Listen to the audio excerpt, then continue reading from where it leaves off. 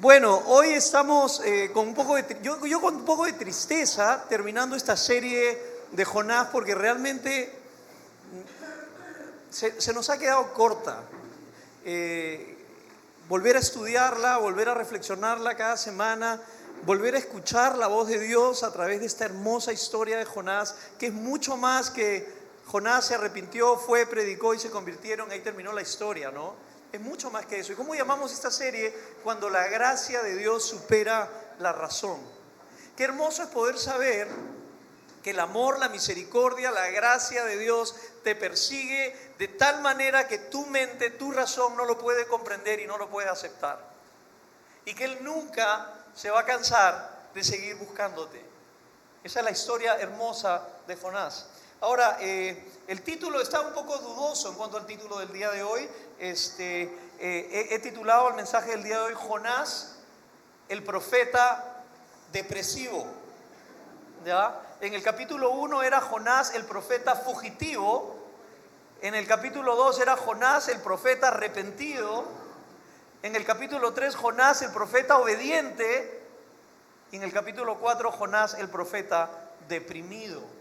¿Ya? Ahora, haciendo un poco de memoria, porque si somos como la mayoría, no se acuerdan mucho los detalles del domingo pasado. Dicen que la mayoría, el 60-70%, 2 o 3 días después del mensaje ya casi no se acuerdan nada.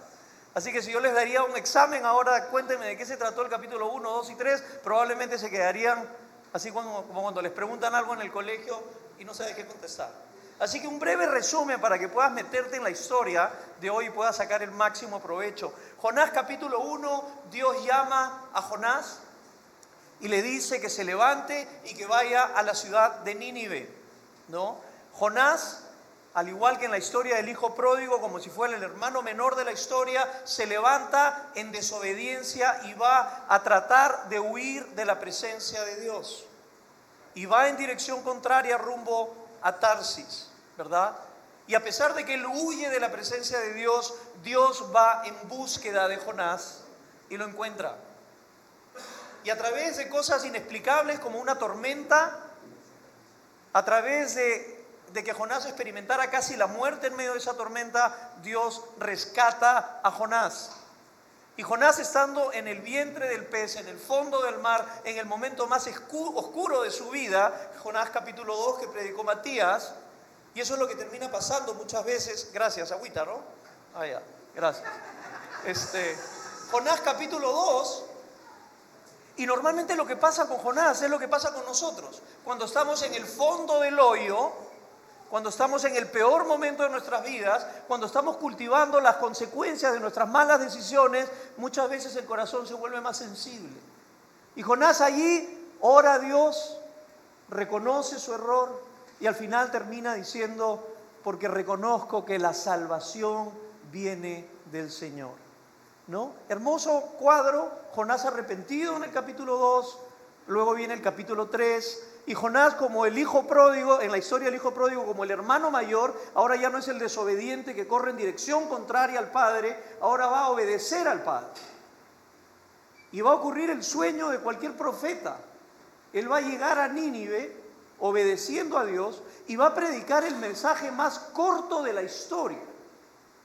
Y no solamente el más corto, sino con la peor actitud posible. Jonás, su mensaje tenía 4 o 5 palabras. Todo lo que predicó él fue: Dios va a destruir a Nínive. ¿En cuánto tiempo? En 40 días. Gracias por hacerme acordar, no me acordaba el detalle. Ese fue el mensaje. Un pueblo poderosísimo en la tierra, malvado y perverso. Viene un hombrecito como Jonás y ese fue todo el mensaje. Nínive será destruida en 40 días. ¿Cuál era la actitud de Jonás? Él estaba anhelando y esperando que efectivamente se cumpliera lo que Dios le había dicho, que destruiría a Nínive en 40 días. Increíblemente, 120,000 personas, desde el más joven hasta el más viejo, desde el más rico hasta el más pobre, desde el rey Todos experimentaron una confrontación que los llevó al arrepentimiento de su maldad. No podemos decir que fueron salvos, que confiaron en Jehová, no podríamos hablar de muchos detalles, pero cuenta la historia que se apartaron de su maldad. 120,000 personas. El rey pagano mandó a toda la nación a que ayunara y que clamaran a Dios, y quizás este Dios tuviera misericordia de ellos por su maldad. Y sabes, aquí debería terminar la historia.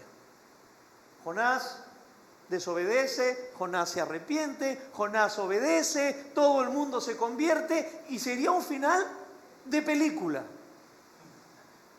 Pero lamentablemente no termina Jonás en el capítulo 3. Continúa con Jonás capítulo 4. Y ese capítulo 4 es un recordatorio para nosotros de que somos muchísimo peor de lo que pensamos que somos. Si tú tienes un concepto de ti mismo, déjame decirte que Jonás capítulo 4, y también espero que el Espíritu Santo te lleven a la convicción de que somos muchísimo peores de lo que pensamos que somos. Y Jonás en el capítulo 4, lejos de celebrar el arrepentimiento de Nínive, que nos dijo, Rosemary, se enojó en gran manera, ¿viste? Se enojó, se enfureció, y en 2 ocasiones, o 3, en el capítulo 4, en la primera, prácticamente le grita a Dios en oración y le dice, quítame la vida. Así lo desafía a Dios. Le dice, mátame. Prefiero estar muerto que seguir viviendo. Ese es un estado extremo de depresión. Ese es un estado extremo. Y claro, a uno le hace preguntarse qué puede hacer quizás que una persona llegue a ese punto en la vida que diga, prefiero la muerte que la vida. Quizás tal vez tú no hayas llegado a ese extremo, pero quizás te has levantado un día simplemente sin ganas de seguir viviendo. Quizás no has pensado en quitarte la vida, pero sí quizás de repente en que solamente estás sobreviviendo día tras día, ha perdido la vida su sabor, ha perdido la vida su sentido, su significado, y no tienes razón para seguir viviendo, más que quizás cuidar de alguien que está cerca tuyo. Pero si eres honesto, la vida perdió sentido para ti quizás. Interesantemente, mientras me iba preparando para este mensaje, leía un artículo que decía que hay una condición médica que le ocurre a algunas personas cuando tienen un problema del corazón, que se llama el síndrome del corazón roto. No sé si alguno de ustedes lo ha escuchado. ¿Hay médicos por acá? No importa, entonces puedo inventar un poco acerca de la condición. No. Lo que leía es que el síndrome del corazón roto es una condición en la que debido a un tremendo desencanto, parte del corazón de la persona deja de funcionar como debería. El resto del corazón funciona, pero una parte del corazón está afectada, se siente como si fuera un paro, pero no lo es. Pero muchas personas terminan, si no son atendidas, muchas veces perdiendo la vida por esta afección. Se llama el síndrome del corazón roto, ¿ya?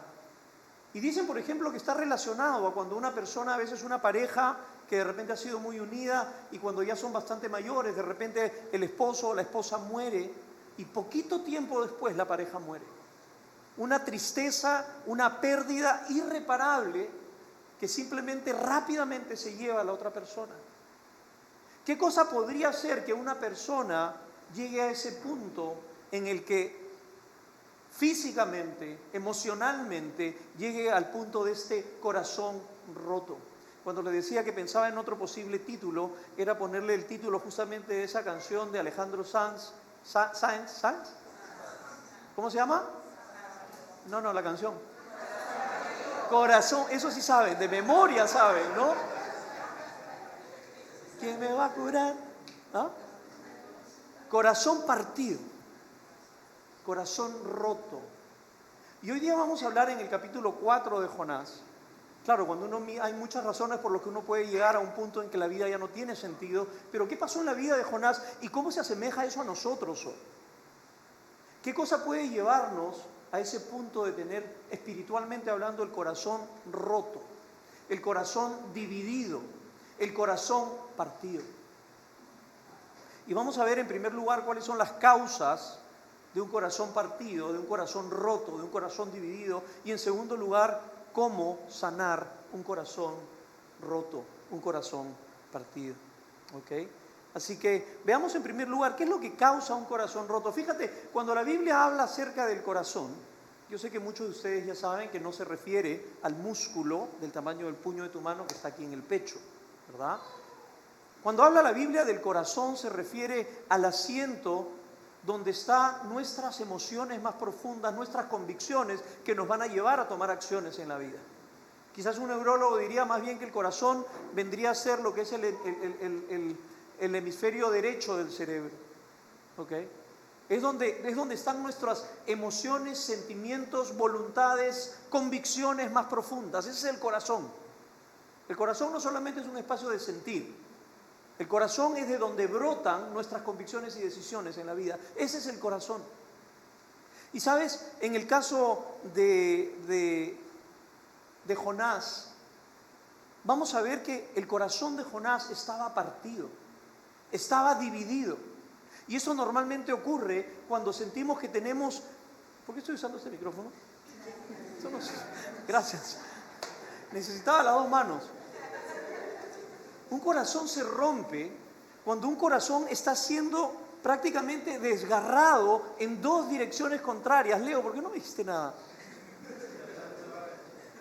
Cuando un corazón se va desgarrando entre dos tensiones, una que jala para un lado y la otra que jala para el otro lado, ese corazón se comienza a desgarrar hasta que se termina de romper. Eso es lo que está ocurriendo. Dos afectos que jalan en dirección contraria. Eso nos lleva a un profundo nivel de ansiedad, de estrés, y muchas veces cuando se termina de romper, prácticamente a preferir la muerte antes que la vida. Ahora, ¿cómo vemos este desgarro en la vida de Jonás? Mira lo que dice: pero esto disgustó mucho a Jonás y lo hizo enfurecer, así que oró al Señor de esta manera: oh Señor, ¿no era esto yo lo que te decía cuando todavía estaba en mi tierra? Por eso me anticipé a huir a Tarsis, pues bien sabía que tú eres un Dios misericordioso y compasivo. Esto no es nada malo. Dios, eres misericordioso, eres compasivo, eres lento para la ira, eres lleno de amor. Pero no solamente conmigo. Eres todo esto para mi enemigo. Que cambias de parecer y que no destruyes. Así que ahora, Señor, te suplico que me quites la vida, porque prefiero morir que seguir viviendo. La razón más superficial que uno podría ver en esta tensión en el corazón de Jonás era el nacionalismo de Jonás. Jonás era un profeta de origen judío. Él había vivido bajo justamente el abuso de un pueblo como el de Nínive. Él era un nacionalista en extremo. Lo que más anhelaba Jonás en la vida era ver a su pueblo, a su nación, volver a tener esa posición de gloria que alguna vez tuvo. Eso era lo que más movía, eso era lo que más impulsaba la vida de Jonás. Era quizás lo que Jonás más amaba en la vida, era su nación. Así que superficialmente podríamos decir que Jonás era un patriota, era un nacionalista. Ahora, el problema, ser patriota no es ser malo. Es bueno ser patriota, es bueno ser nacionalista, es bueno amar tu tierra. El problema es cuando tu amor por tu tierra, cuando tu amor por tu nacionalismo se vuelve en lo supremo en tu vida. Entonces, por un lado vemos que hay una tensión en el corazón de Jonás entre el deseo de querer obedecer a Dios, el deseo de querer como un profeta seguir a Dios, pero por otro lado seguir el anhelo de que su nación sea lo más importante. Y cuando hay un conflicto de intereses, el corazón de Jonás se comienza a desgarrar. Ahora, la razón más superficial del corazón partido de Jonás era su nacionalismo. Pero la razón más profunda de lo que está pasando era que su nacionalismo se había convertido en un ídolo. Cuando la Biblia habla acerca de ídolos, no solamente se refiere a una estatua o alguna cosa hecha con manos de hombres. Cuando la Biblia habla de ídolos, se refiere a cualquier cosa que quebrante el primer mandamiento en la Biblia. ¿Cuál es el primer mandamiento? Amarás a Dios sobre todas las cosas. Y cada vez que hay algo que tú ames más que a Dios, eso se llama idolatría. Y el problema de fondo de Jonás no era su nacionalismo. El problema de fondo de Jonás era que su nacionalismo se había convertido en un falso Dios para Jonás.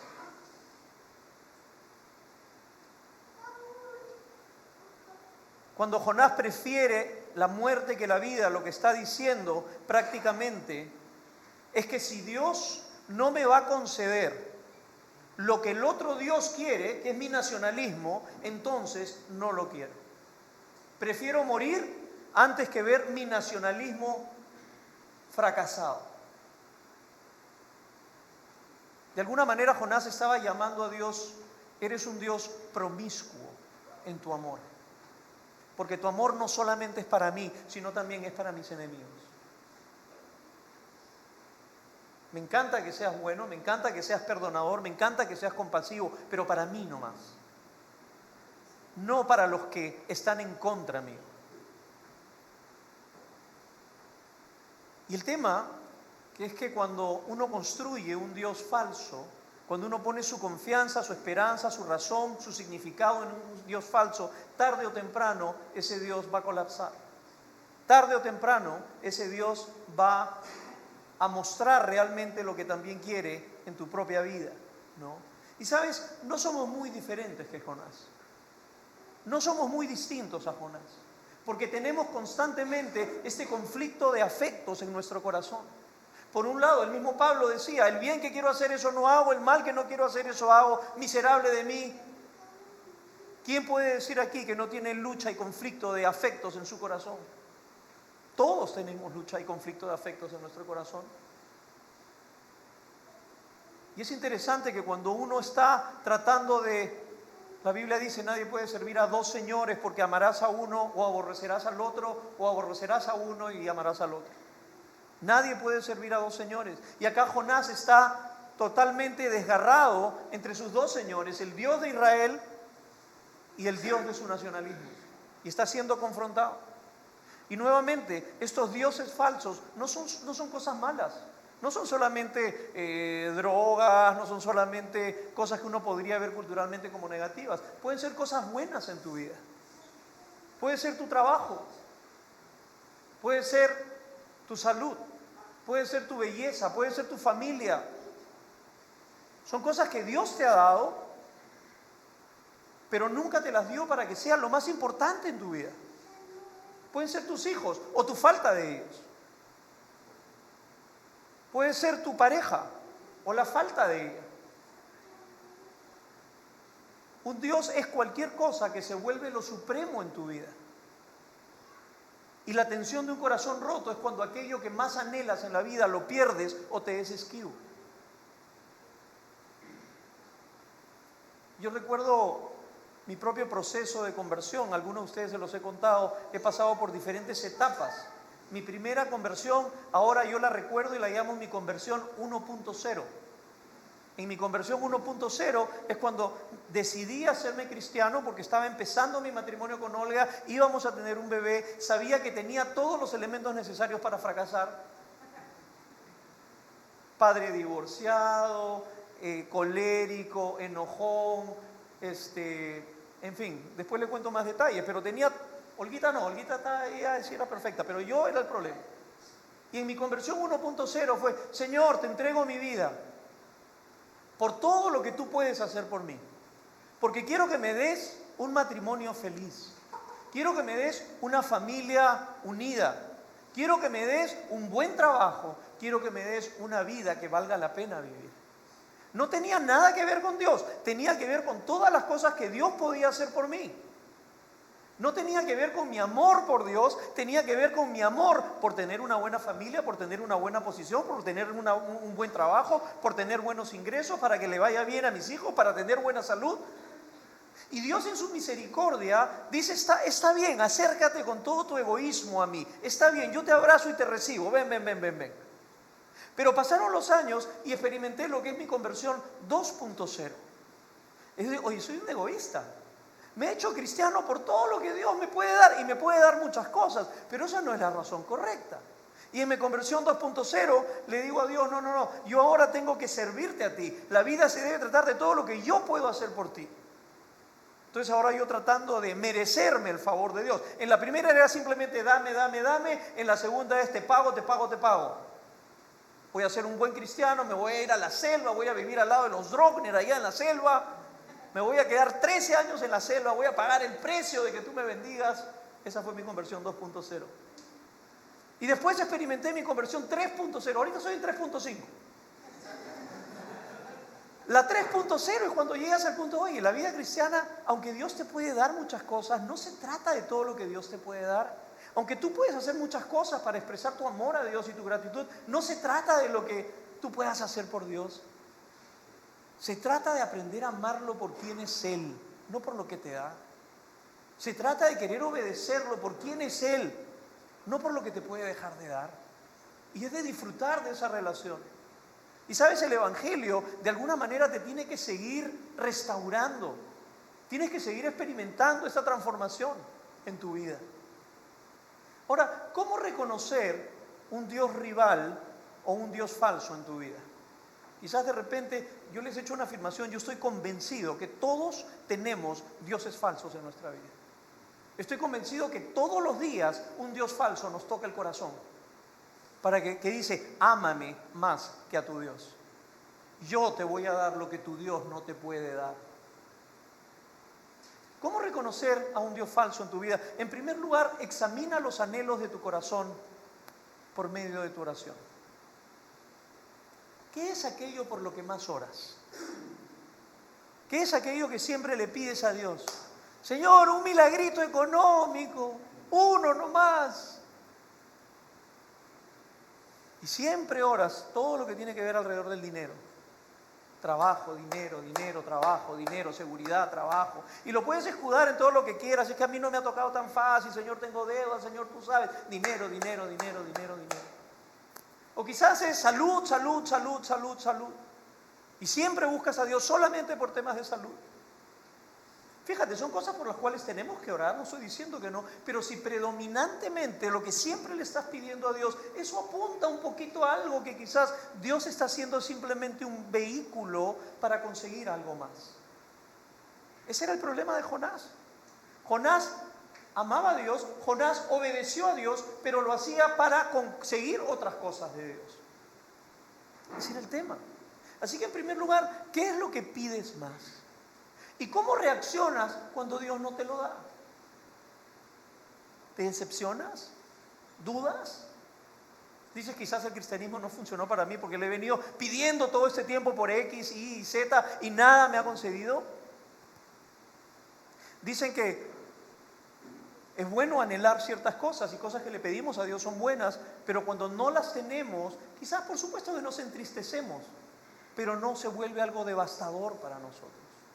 Sí, Señor, te he pedido tanto tiempo por este trabajo, te he pedido tanto tiempo por esta relación, te he pedido tanto tiempo por mis hijos, te he pedido por esta salud. Me entristezco porque quizás no lo tengo, pero no es devastador. Pero cuando es un ídolo, normalmente tiende a ser devastador cuando no tienes lo que quieres. En segundo lugar, examina las voces que escuchas. Porque siempre los dioses falsos tratan de imitar a Dios y Dios nos habla en el corazón. Pero siempre la voz de Dios va a ser muy difícil, muy diferente que la voz de un ídolo. La voz de un ídolo por lo general va a ser así. ¿Ya ves? No sirves para nada. Mientras no consigas ese trabajo, mientras no llegues a ganar lo que deberías ganar, tu vida no sirve para nada. Eres un fracasado. Nunca vas a ser nadie, nunca nadie te va a respetar hasta que logres conseguir ese trabajo.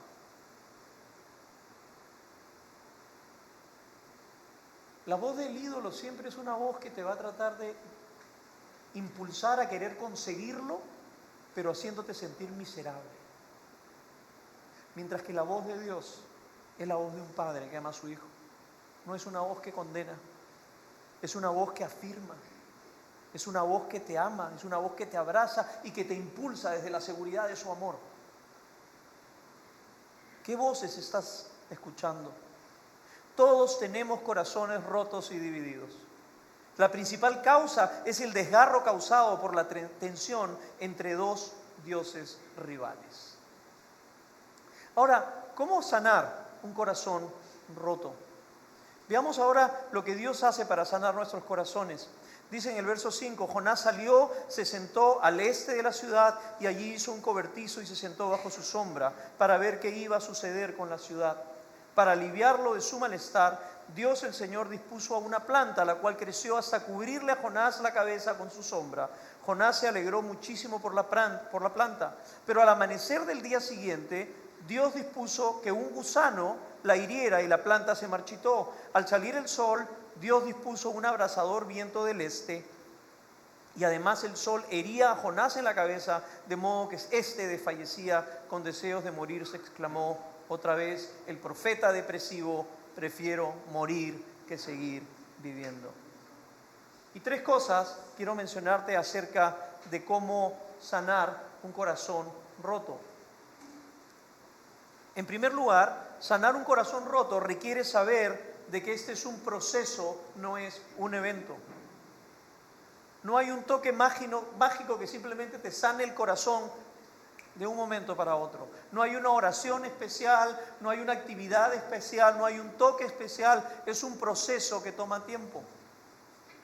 Jonás capítulo 2. Jonás huye, Jonás desobedece, Jonás se arrepiente. Jonás capítulo 4. Jonás obedece, Jonás está deprimido, Jonás se quiere morir. Debería haber Jonás capítulo 6, Jonás capítulo 8, Jonás capítulo 10, porque el proceso de sanar un corazón es algo que toma tiempo. Toma toda una vida seguir sanando el corazón.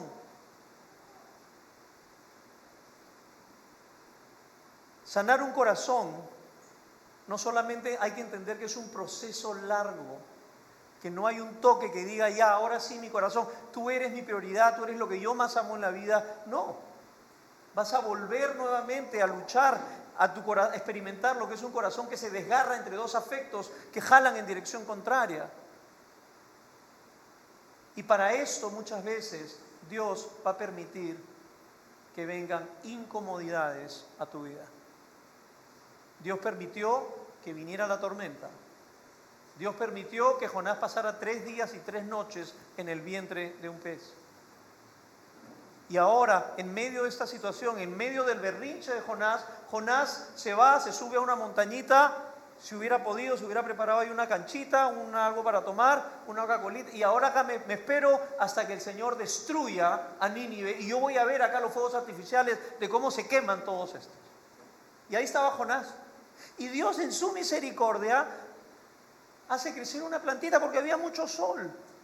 Y le hace crecer una plantita que le cubre la cabeza y Jonás estaba feliz con esa plantita. Pero ahí viene otra vez esa mano de Dios necesaria para poder muchas veces confrontarnos y hacernos volver a entrar en razón. Y manda un gusano a que se coma el tallo de la plantita, se seque la planta y lo incomoda a Jonás. Y en medio de esa incomodidad sale a la luz lo que verdaderamente Jonás sentía. Dios siempre te va a incomodar donde más te duele si eres su hijo. A lo largo de la Biblia lo vemos una y otra vez. Cuando hay algún afecto que compite con el afecto de Dios, no porque Dios sea un Dios inseguro, sino porque te ama, Dios te va a incomodar donde más te duele. ¿Recuerdan a Abraham?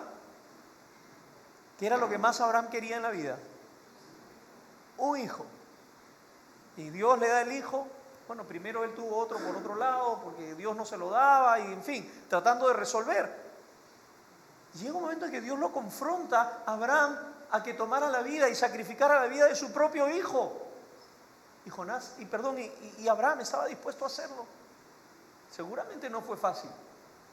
Cuando ves el caso de Abraham y de Isaac, cuando ves el caso de Job, ¿recuerdas en la Biblia? Cuando están conversando Dios y el enemigo de Dios, y Dios le dice: ¿has contemplado a mi siervo Isaac? No hay ningún otro como él en la tierra, que me ama verdaderamente, profundamente. ¿Has visto a Job? Dice: te ama solamente porque, mira, le has dado una vida tranquila, le has dado salud, le has dado hijos, le has dado bienes, vive en una casa hermosa, por eso te ama. Quítale esas cosas a ver si te ama. Muy bien. Y comienza, pierde a su familia, y ahí va, peleando, Job, luchando sin entender, pero ahí está. Pierde su trabajo, pierde su riqueza, pierde su salud, pierde absolutamente todo y se incomoda. Y al final del libro de Job, ¿qué cosa dice? Antes de oídas te había oído, pero ahora mis ojos te ven. Puedo conocer a Dios de una manera que no lo hubiera podido conocer, a menos que me hubiera incomodado de la manera como me ha incomodado en la vida. La incomodidad de Dios, haciéndote perder aquello que crees tú que es lo más importante para tu vida. Y pueden ser cosas buenas. Es parte del proceso en el cual Dios está trabajando en tu vida. Dios quiere llevarte a ese punto donde busques a Dios por quién es Él, no por lo que te puede dar. Jonás buscaba a Dios como si fuera una especie de herramienta para satisfacer a su Dios, que era el nacionalismo. Y muchas veces nosotros buscamos a Dios por las cosas que Dios nos puede dar, no por quién es Él. Y Dios nos dice hoy día: si yo te amé a ti por quién eras, en tu peor momento, ¿por qué no me amas a mí por quién soy? ¿Por qué tu amor y tu lealtad por mí están conectadas con lo que te pase o te deje de pasar? Con lo que te dé o te deje de dar. ¿Por qué no me amas por quién soy? Porque yo a ti te amo por quién eres. Sanar un corazón roto, y con esto vamos terminando, no solamente requiere entender que es un proceso que va a implicar ser incomodados, sino también que requiere una experiencia fresca con la gracia de Dios. Tim Keller dijo una vez que nuestro corazón es una fábrica de ídolos. Es una fábrica que constantemente, es como los que tienen piedras en el riñón, ¿no? Algunos dicen que no saben por qué, pero simplemente tu riñón hace piedras y hace piedras y hace piedras y sigue haciendo piedras. El corazón del ser humano es una fábrica que hace y no deja de hacer ídolos. Y no termina cuando te haces cristiano. Te haces cristiano y la fábrica de ídolos sigue haciendo ídolos. Sigue haciendo falsos dioses que quieren que uses al Dios verdadero como si fuera tu mascota, llevarlo con una correa y que haga hacer todo lo que tú quieres. Y Dios no es una mascota. Dios no es alguien que tú puedes controlar. Dios no es alguien que tú puedes usar. Dios no es alguien con el que tú haces negocios y transacciones. Dios es Dios. Y nuestro corazón es una fábrica que va a ser ídolos constantemente. Y porque nuestro corazón fabrica ídolos constantemente, necesitamos tener una experiencia de fe y arrepentimiento constantemente. Todos los días tenemos que reafirmarnos en lo que creemos. Todos los días vamos a ser tentados a dejar de creer en Dios, a dejar de confiar que Dios es suficiente, a dejar de creer que Él sabe lo que está pasando en mi vida, que Él no me deja a pesar de lo que esté pasando, y no escuchar las otras voces que me dicen: ¿y dónde está tu Dios? Si Dios hubiera estado, esto no hubiera pasado. No le importas a Dios, no le importas a nadie. Todos los días tienes que hacer ejercicios de fe. Yo te creo a ti, yo creo que tú eres quien dices que eres. Aunque todo lo demás se caiga, tú sigues siendo bueno, tú sigues siendo justo, tú sigues siendo el mismo, tú no cambias. Y eso es lo que voy a creer. Pero también necesitas experimentar arrepentimiento todos los días. Todos los días: Señor, perdóname. Perdóname porque lucho. Perdóname porque muchas veces mis anhelos no son tus anhelos, porque muchas veces hago lo que no quiero hacer. El que dice que no tiene pecado es un mentiroso, dice la Biblia. Si yo te pregunto, y es algo que nos deberíamos preguntar como parte del cuerpo que somos de Cristo, cuando nos vemos y conversamos, oye, ¿cómo estás? Así como decimos, oye, ¿cómo estás? Y cuéntame, ¿de qué te estás arrepintiendo últimamente? Y deberías tener algo ahí a la mano. Hoy no, yo en ese tiempo me estoy arrepintiendo porque confío más en mis propias habilidades que confiar más en Dios. Estoy pidiendo al Señor que me ayude a ver su mano en medio de todo. ¿De qué te estás arrepintiendo últimamente? Si yo te pregunto de qué te estás arrepintiendo y tu respuesta es como Maradona, cuando le preguntan y él, estás en un problema serio. El que poco ha sido perdonado, poco ama. El que mucho ha sido perdonado, mucho ama. ¿Quieres permanecer enamorado de Dios? Pues permanece arrepintiéndote, mirándote y recordando lo que decíamos al principio, que eres muchísimo peor de lo que crees que eres, pero que eres amado muchísimo más de lo que imaginas. Dios conoce tu pecado mejor que tú. Y Él ya te perdonó en la cruz. Necesitamos tener una experiencia fresca con la gracia.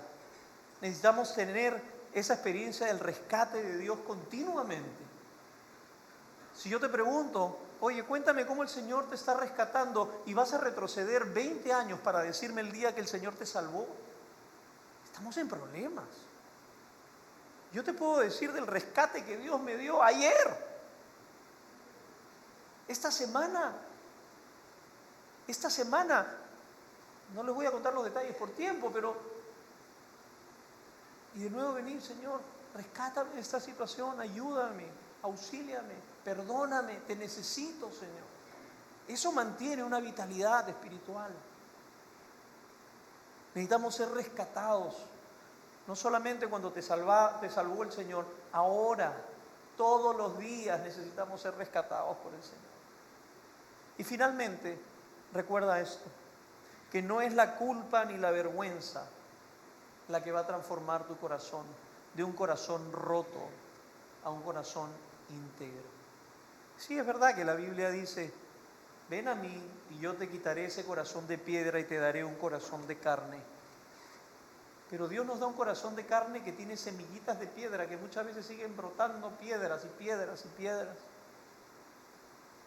Pero no es la culpa y la vergüenza lo que nos lleva. ¿Sabes qué es lo que nos lleva? Es solamente cuando podemos experimentar el poder transformador, el amor inagotable de Dios en nuestras vidas.